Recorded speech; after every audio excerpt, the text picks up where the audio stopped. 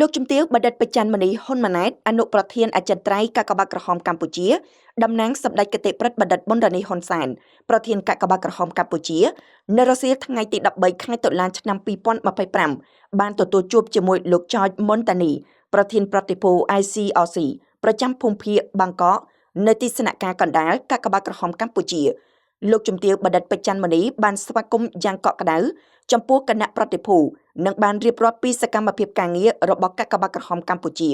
ក្នុងការបំពេញបេសកកម្មការងារមនុស្សធម៌ជាពិសេសលើការងារបញ្ហាជម្លោះព្រំដែនកម្ពុជាថៃដែលបានកើតមានឡើងក្នុងរយៈពេលកន្លងមកនេះរួមទាំងការងារឆ្លើយតបយ៉ាងសស្រាក់សស្រាំលើបញ្ហាទឹកជំនន់តាមដងទន្លេមេគង្គរួមទាំងការងារមនុស្សធម៌ផ្សេងៗទៀតលើការងារខាងលើនេះសម្ដេចគតិប្រិទ្ធបណ្ឌិតប៊ុនរ៉ានីហ៊ុនសែនក៏បានសម្រេចទម្លាក់ថវិកានិងសម្ភារៈរួចរាល់ផងដែរទៅតាមសាខាកាកបាទក្រហមកម្ពុជានៅតាមបណ្ដោយព្រំដែននិងតំបន់ជួបបញ្ហានានារួមទាំងគ្រោះមហន្តរាយធម្មជាតិដោយទឹកជំនន់ដើម្បីត្រៀមខ្លួនជាស្រេចនៅក្នុងការឆ្លើយតបយ៉ាងទាន់ពេលវេលាលោកជំទាវបណ្ឌិតបច្ចាន់មនីហ៊ុនម៉ាណែតបានថ្លែងអំណរគុណយ៉ាងជ្រាលជ្រៅដល់ ICRC ដែលបានអញ្ជើញចុះសួរសុខទុក្ខជាលើកទី2ជាមួយយុទ្ធជនកម្ពុជាចំនួន18រូបដែលត្រូវបានថៃចាប់យកទៅជាពិសេសចំពោះការនាំយកសារលិខិតរបស់គ្រួសារយុទ្ធជនតាមរយៈកាកបាទក្រហមកម្ពុជាយកទៅជូនដល់ដៃយុទ្ធជនយើងទាំង18នាក់ដែលកំពុងស្ថិតនៅក្រោមការឃុំក្រងរបស់យោធាថៃ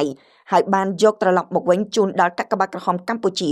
ដើម្បីយកជូនដល់គ្រួសារយុទ្ធជនវិញដែលនេះជាដំណឹងដ៏មានតម្លៃមហាសាលសម្រាប់ក្រុមគ្រួសារក៏ដូចជារាជរដ្ឋាភិបាលក៏ដូចជាប្រជាជនកម្ពុជាដែលតែងតែទន្ទឹងរង់ចាំដំណឹងពិតប្រាកដរបស់យុទ្ធជនយើងគិតត្រឹមថ្ងៃនេះជាថ្ងៃទី76ហើយដែលយុទ្ធជនកម្ពុជាចំនួន18រូបត្រូវបានចាប់ខ្លួននិងដាក់ឲ្យស្ថិតក្រោមការឃុំក្រងរបស់យោធាថៃជាការឆ្លើយតបលោកចចមុនតានីប្រធានប្រតិភូ ICRC ប្រចាំភូមិភាគក៏បានថ្លែងអំណរគុណដូចគ្នាដល់កាកបាទក្រហមកម្ពុជាដែលតែងតែបំពេញបេសកកម្មមនុស្សធម៌យ៉ាងល្អក្នុងការឆ្លើយតបទៅនឹងតម្រូវការរបស់ប្រជាជនងាយរងគ្រោះគ្រប់ប្រភេទលោកក៏បានបដិញ្ញាថា